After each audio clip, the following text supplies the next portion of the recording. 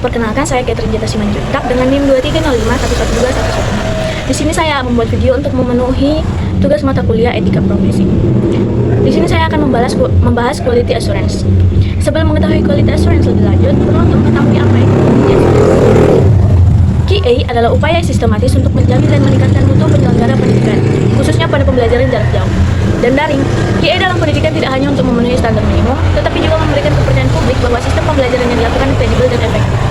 Dalam buku yang saya ambil, quality assurance diperlukan agar PJJ tidak dianggap kelas 2, tetapi menjadi pilihan alternatif yang fleksibel dan terjangkau.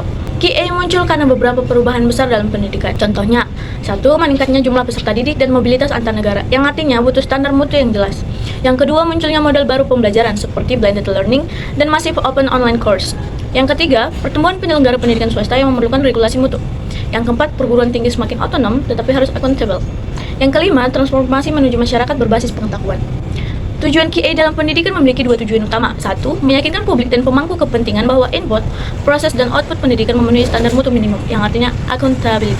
Yang kedua, memberikan saran, rekomendasi, dan dukungan agar mutu pembelajaran terus meningkat secara berkelanjutan, atau quality enhancement. Menurut Masomi dan Lindstrom 2012, mutu pembelajaran daring ditentukan oleh 7 faktor utama, yaitu profesional atau struktur organisasi, manajemen, dan reputasi lembaga.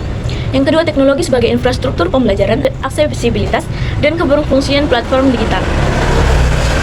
Yang ketiga, desain pembelajaran untuk kejelasan tujuan, personalisasi, serta pengorganisasian materi. Yang keempat, pedagogi sebagai strategi pengajaran yang berpusat pada mahasiswa. Yang kelima, dukungan mahasiswa untuk layanan teknis dan administratif yang memadai.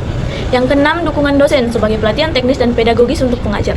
Yang ketujuh, evaluasi yang bertujuan untuk mengukur efektivitas biaya, hasil pembelajaran, dan kepuasan mahasiswa. Contohnya, dalam blended learning, QA memastikan bahwa materi digital dan tatap muka terintegrasi dengan baik. Mahasiswa mendapatkan dukungan teknis dan proses pembelajaran dapat dievaluasi secara objektif. QA dalam pembelajaran daring dan blended. Model pembelajaran yang diawasi QA terdiri dari 3 spektrum, yaitu 1. Tatap muka penuh atau in-person learning.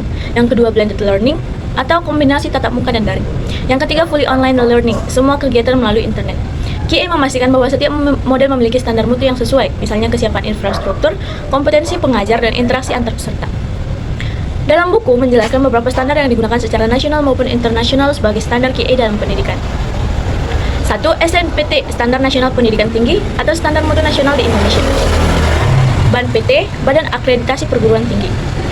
Standar Internasional untuk Universitas Terbuka di Asia atau AAOU QA Framework. Evaluasi global oleh International Council for Open dan Distance Education.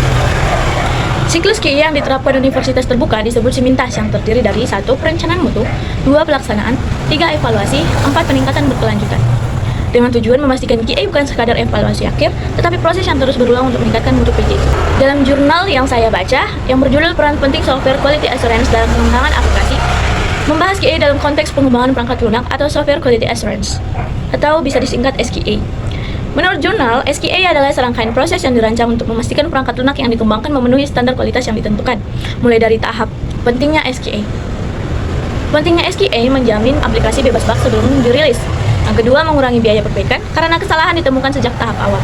Yang ketiga, meningkatkan kepuasan pengguna akhir dengan aplikasi yang stabil dan aman, membantu perusahaan mempertahankan reputasi di pasar yang kompetitif. Yang kelima, QA mencakup pengujian teknis dan non-teknis seperti verifikasi dokumen dan evaluasi prosedur. Risiko jika SQA diabaikan adalah bug yang tidak terdeteksi, celah keamanan, kehilangan data, dan kerugian finansial. Peran QA dalam pengembangan aplikasi adalah 1.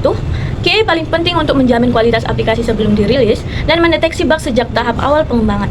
QA juga sangat penting dalam meningkatkan user experience, menjaga stabilitas aplikasi, memastikan keamanan data pengguna, dan mengoptimalkan waktu dan biaya pengembangan. SQA bekerja sepanjang siklus hidup perangkat lunak, yaitu 1. Mulai dari perencanaan atau menentukan standar dan prosedur QA.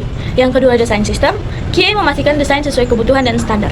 Yang ketiga, coding, kolaborasi antara developer dan QA engineer. Yang keempat, pengujian otomatisasi, mendeteksi bug lebih cepat dan efisien.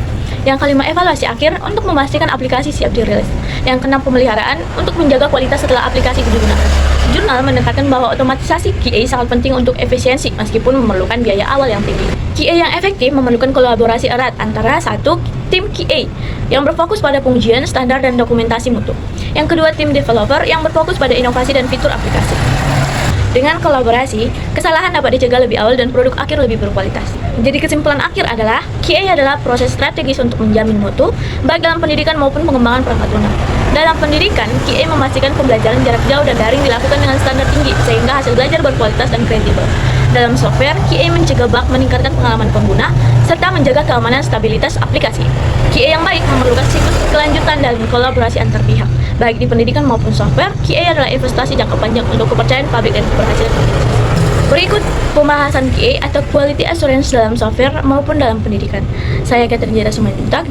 Jika ada kata-kata saya yang salah, mohon dimaafkan. Terima kasih.